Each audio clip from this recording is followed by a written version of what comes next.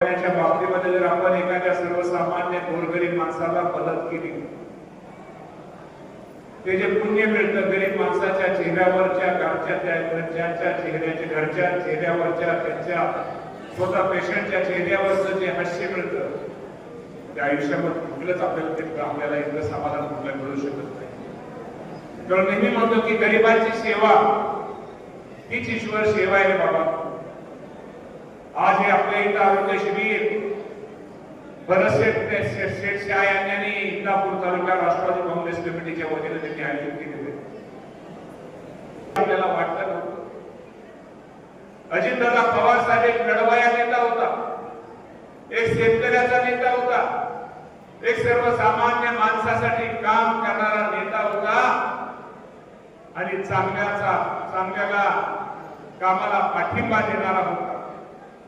स्पष्ट वक्ता होता, खऱ्याला खरं आणि खोट्याला खोटं मानणारा नेता. असा नेता आज आपल्यामध्ये राहिलेला नाही. त्यांच्या जयंतीच्या निमित्तानं आज आपण जे करतोय, खरं तर वाढदिवसाच्या निमित्तानं केलं असतं तर आपल्याला खूप वेगळं वाटलं, बरं वाटलं. पण ही दुःखद वेळ की त्यांच्या जयंतीच्या निमित्तानं आपल्या तालुक्यावरती आले, याचं दुःख हे आपल्या सर्वांना.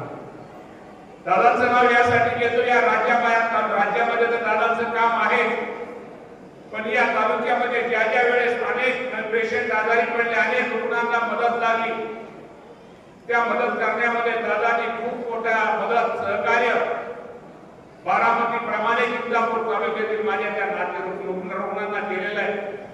त्यामुळे दादांची आज आपल्या सगळ्यांना आठवण आल्याशिवाय राहत नाही.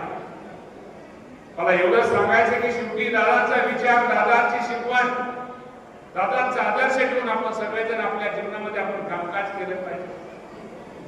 आणि एक पुण्य मला सांगायचं की सुनीलराव बनसोडे, तुम्ही तर बसलाय, तुम्ही इथं या, तुम्ही यायला सोबत ना, तुम्ही येताना जर तुमच्या भागातले 5-10 पेशंट, गरीब पेशंट त्यांना काहीतरी होत आहे, त्या लोकांना जर आपण घेऊन आला, त्या लोकांना इथं तपासणी केली आणि मोफत केला, इलाज झाला, सुनीलराव त्याच्या इतकं पुण्याचं काम 1000-2000 किलोमीटर लांब देवाला जाऊन उपयोग नाही. हेच काम तुम्ही शोधा, गरीब रुग्ण शोधा. मला हे माहित आहे की एखाद्याच्या घरामध्ये ज्यावेळेस डॉक्टर साहेब, तुम्ही राग म्हणू नका, शेवटी तुम्हाला सेवा देणं आणि त्यानंतर थोड्या काही गोष्टीमध्ये मेवा घेऊन तुमचं काम आहे.